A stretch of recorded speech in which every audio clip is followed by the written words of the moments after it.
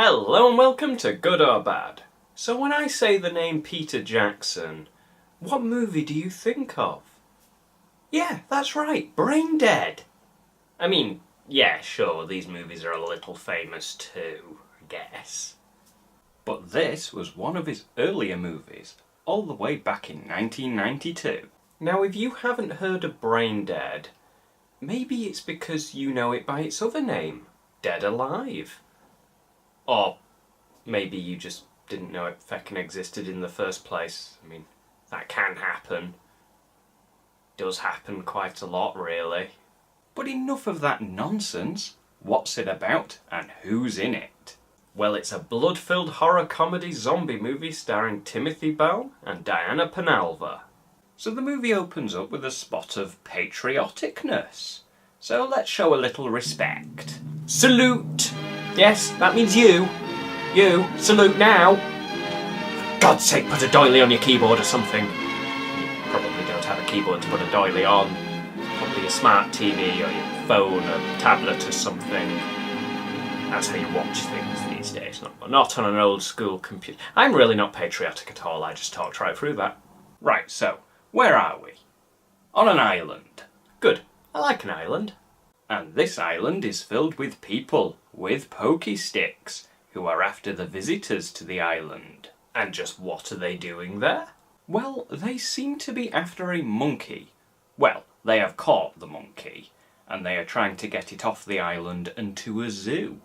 You know, I keep calling it the island. This isn't Lost, it must have a name. And indeed it does. It is called Skull Island. Sound familiar? Well, it should. That is the name of the island from King Kong, which coincidentally, Peter Jackson would go on to make a remake of years later. But in this movie, it was just a nod to the original King Kong, as Peter Jackson was a fan. Okay, so they get cornered by the Pokey Stick Gang, and scare them off with their Boom Boom Stick. And then, when they are a safe distance away, they realise one of them got bitten by the monkey, so they kill him to death. And this scene really shows you the kind of movie you are about to see. They kill him with a mix of horror and comedy, which is appropriate for a horror comedy. But essentially what happens is they keep seeing different bite marks on him, on different parts of his body, and then proceed to chop that part off. Until they see one on his head and it's game over for him.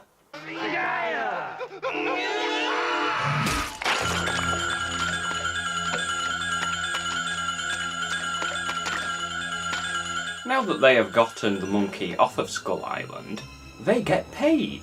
And I love how cheerfully he walks away. But yes, now the monkey is going to go live in a zoo. So, a monkey has been taken out of its natural environment and put in a zoo. But it just so happens to be a zombie monkey, which will inevitably bite someone and cause a massive zombie outbreak. I gotta admit, I didn't see an anti-zoo message coming in a cheesy gore-fest of a movie like this. And ignoring the fact that King Kong also had that same message, but woven much deeper into the movie, it is rare to see a message like that in a zombie... You know what? It's feckin' boiling. Screw the jacket. Right. What was I saying? Oh yeah. It's rare to see a message like that in a zombie movie. Do you think that interrupted the line at all?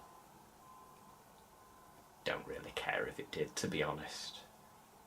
It's too fucking warm. Right, so main characters. We have Paquita, whose introduction to the movie is her grandmother using tarot cards to see if random guy in the shop is her soulmate. And if not, he can be next Sunday's roast dinner. Sorry, I just kind of think she looks like an evil witch cannibal lady, and this is how she chooses her food. But no, I'm sure she's a lovely person.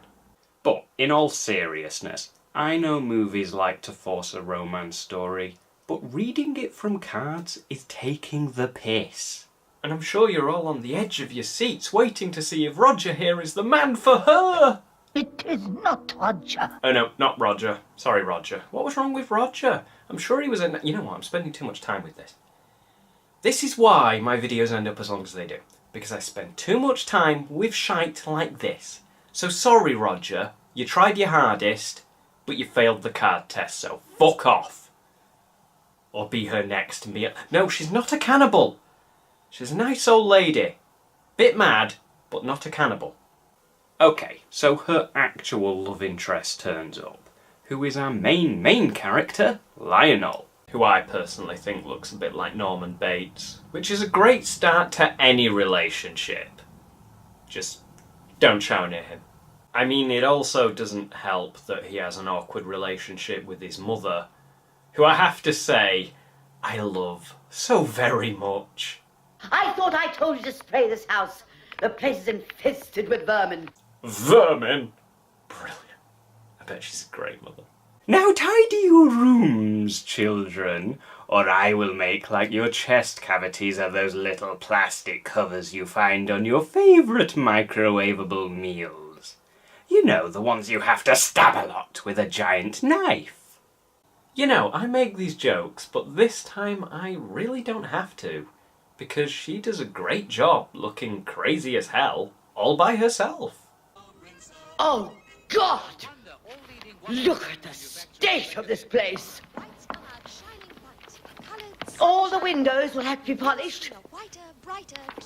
Look at this dust. It's an inch thick. You'll have to do the silver. I polished it last week. And the grapes need cleaning. Oh, I just mowed the lawn. Does this look like a well-maintained frontage? Well, yes, one should try to maintain one's frontage. It reminds me I need to shave. Yeah, I included that entire clip just to make that joke. But you know what I want this movie to boil down to? These two having a fight. It would be so good. I mean, it probably won't happen, but I can dream. I can dream, damn it. I had a dream not so long ago that I got stabbed to death by Michael Myers. Sorry, it was pointed out to me recently that I have to bring up Halloween in every single one of my videos, so Halloween. Although I did actually have that dream. It wasn't very pleasant. But moving on, Paquita goes by the house to deliver some shop things, and he asks her out. Sort of. More of an accidental asking out. Well, actually, she does it, really. But in any case, they go to the zoo. While they are sampling all of the different animals. That sounds weird. I make it sound like dinner, not a zoo. Then again, I suppose one man's zoo is another man's buffet. At least it's not a brothel. But yes, while they are looking at a watery one, Lionel sees a hand coming out of the water. They explain that when he was younger, his dad drowned. And after that attempt at character development, we see a zombie rat monkey. Also called the Simian raticus, if you want the scientific name, and it's killing a monkey. And eating a bit of an apple. I do love the stop motion animation here. It adds a lot to that overly insane vibe that you kinda need a movie like this to have. So who would like to know a bit more about the Simian raticus? Reckon they're only found on one island, you know. Story goes these great big rats come scuttling off the slave ships and raped all the little tree monkeys. You know, the natives use them in black magic rituals. Really? Right. When you lead with raping tree monkeys, it's all downhill from there. And I don't want to hear a single one of you making a joke about that being me making my weekend plans. Because I do that all week long. I don't. That would be horrible. That would be really, really horrible. For everyone involved. So, it turns out that Mummy Dearest is spying on them. And she gets a comeuppance in the form of this. So yeah, she has been bitten by the Simian raticus, and therefore eventually turns into a zombie herself.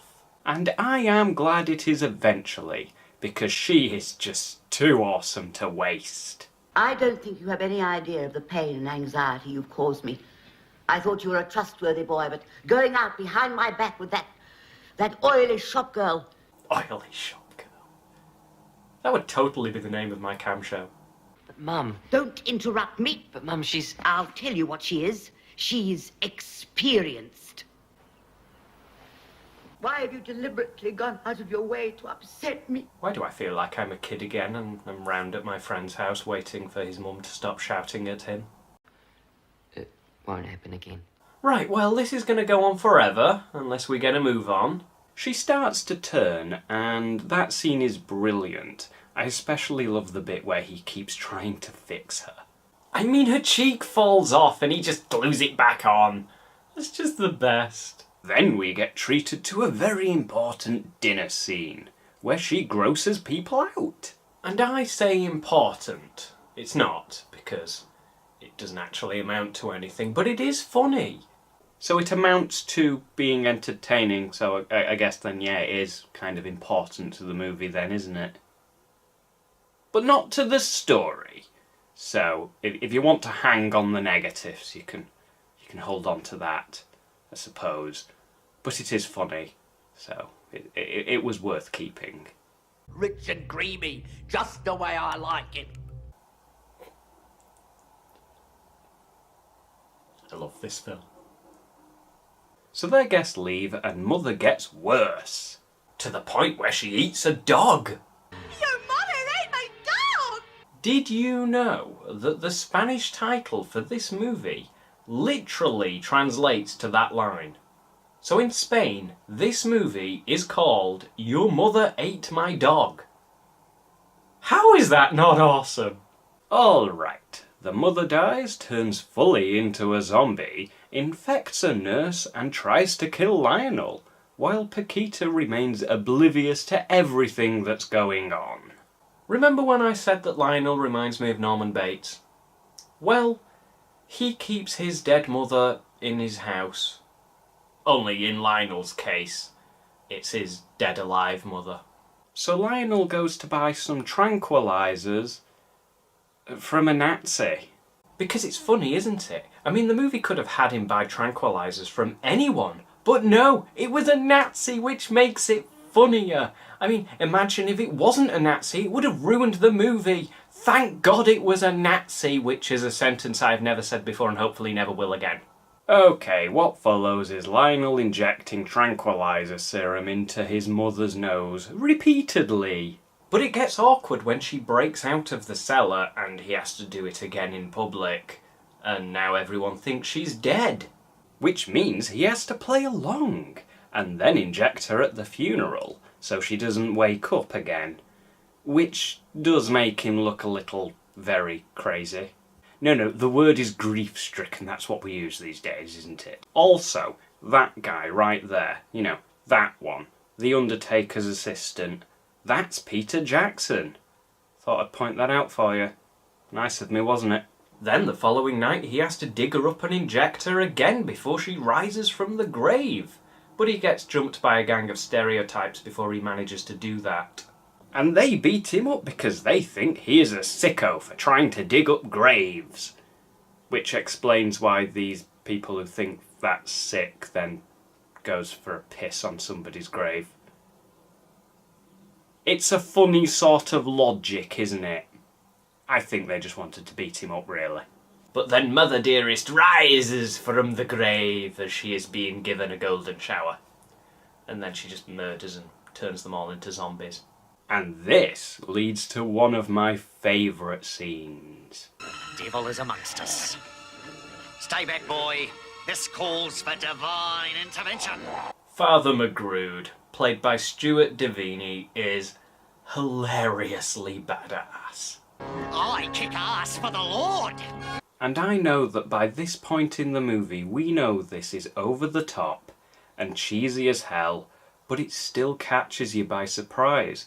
Because we expect zombies, one-liners and goofy scenes, but a full-on fight scene like this just comes out of nowhere. But I am so glad it did. And he dies from a death of his own making. He kicks a zombie's head up into the air and then it falls back down and bites him. And then he gets fingered.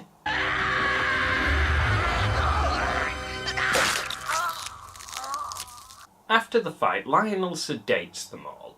and then has them sat around a dinner table eating food mixed with tranquilizer serum, which apparently keeps them docile enough to not be violent. I mean, it is a funny scene, so I can't really fault it.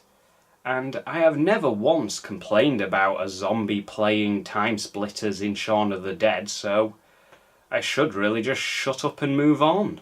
Ah yes, now it's time for Lionel's uncle to show up, who is a really unlikable bastard. Because with Lionel's mother dead, he's trying to get the house off of him. He is despicable. Then they hear the zombies having sex, and Lionel awkwardly has to make him leave. And this leads us to my favourite little abomination in this movie, Baby Selwyn. Oh, look at him, he's so cute. Oh, yes he is, I'd run you down in a car if I could. So yeah, the baby. One of the zombies gave birth after having sex, and for some reason, God knows what, he decides to take him out into the park, and things get a bit mental. And apparently this scene was filmed because there was money left over after filming wrapped up for the movie, which might explain why logically there is no reason at all why he would take the baby out of the house. But I am still glad they added this, because it's so funny, and even the director Peter Jackson went on to say this became his favourite scene. I can see why. Okie dokie, so remember Lionel's uncle? Well, he finds all of the bodies tranked in the basement and he assumes they're dead, so he uses this to blackmail Lionel into giving him, well, everything he has. And he decides to celebrate by having a big old house party. And you may be thinking, what a horrible, horrible man. So here's the bit where he gets kneed in the bollocks so hard his wig falls off. Brilliant. Right, so Paquita finds the zombies after... Sorry. And now Lionel goes on to explain what has been going on with him lately, and that he has no feckin' idea what to do. And she is in favour of killing them all. Not a bad plan, if I'm honest. So they go round injecting them all with poison.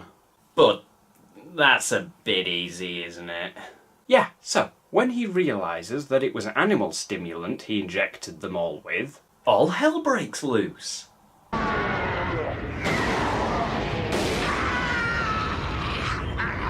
Meanwhile...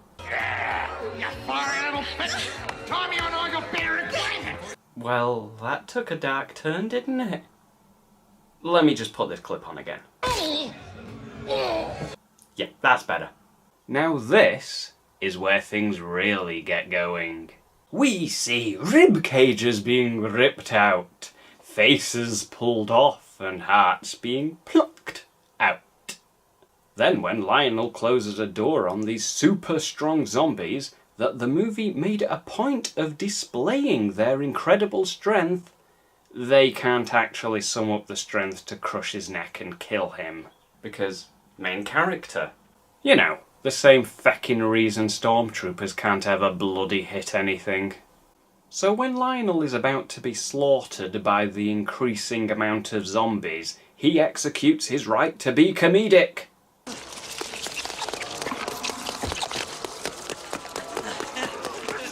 Okay, so after enough gooey hijinks, Lionel decides enough is enough. Party's over.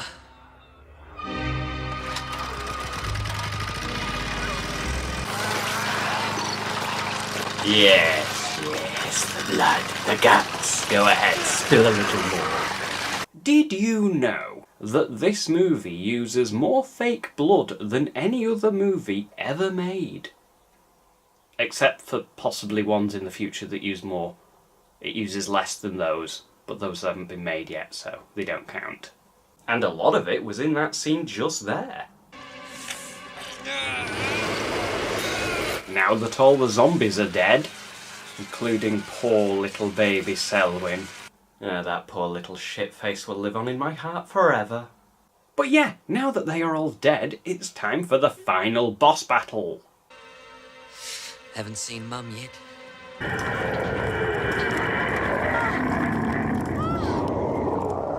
Oh, what the... It looks like Ludwig from Bloodborne had a baby with a Slitheen from Doctor Who. That is just not a nice thought. So yeah, Mummy is very angry. But so is Lionel, because he learnt a few truths during the chaos.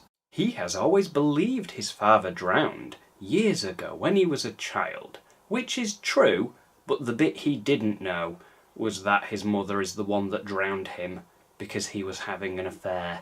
So Lionel wants to get all of this off of his chest, and would you believe it? But Mummy Dearest can talk back to him. How dare you speak to me like that? That's how you know it's the final boss. So he gets stuck inside her. No, that sounds wrong. He slides into... No. Well, that's a problem because he does. He slides into her and then Men in Black's his way out. Then kisses the girl and that's that. Well, that was brain dead. Dead alive. Or brain dead alive. And it was fucking insane. And I loved it. But that being said, I'm gonna go ahead and be a negative twat and say what I didn't like about it. Well, number one is the romance between Lionel and Paquita.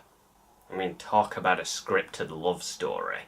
It's not that they don't have chemistry or can't act it out, it's that they don't get given the chance.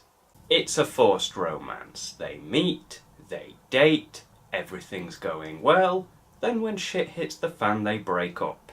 And then when she realises what's going on, they get back together and everything is hunky-dory again. Granted, it's not the focus of the movie, so it's not that big of a deal. It still works, but in a paint-by-numbers kind of way. It certainly doesn't detract from your enjoyment at all. It just feels like there could have been more to it.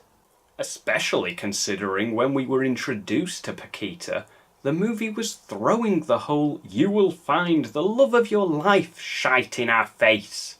So given that's how we met her, yeah, it could have been better, but moving on. The only other thing I didn't like so much was the various moments we were reminded that his father drowned. Not only did they stick out, but honestly, they weren't even necessary. I mean, what was the big revelation? His mother drowned his father? Yeah, okay, a big thing to discover. Did it change the way the movie was going to end? Hell fucking no! It would have ended the same way. His mother would have tried to kill them, and he would have beaten her the same goddamn way. So none of that was needed. Not that there was much of it, so it wasn't too bad, but it didn't need to be in the movie at all. What is the point in having a twist if it doesn't affect the ending? Also, there was this pendant thing that was given to Lionel by Not Witch Cannibal Lady, and she said it would protect him. And what did it do?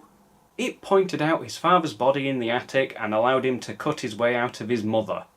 I honestly thought it was going to lift some curse or something, but no, all it did was point out a pointless twist and then he used it as a knife. So again, what was the point? So, they are my only problems with this movie, but believe me when I say this, the good definitely outweighs the bad.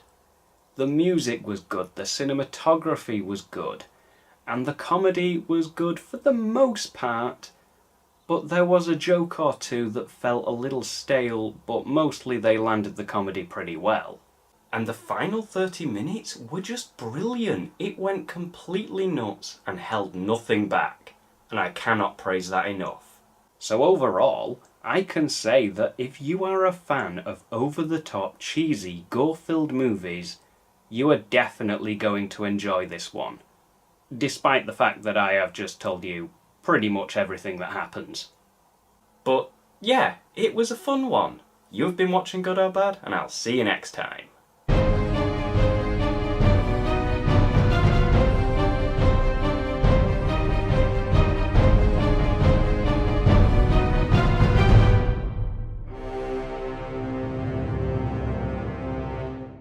Well yes, one should do one's best to maintain one's frontage.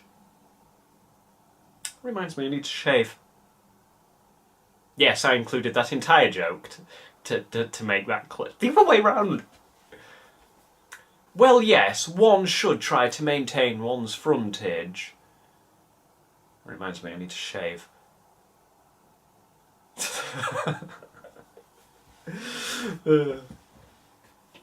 I love this movie.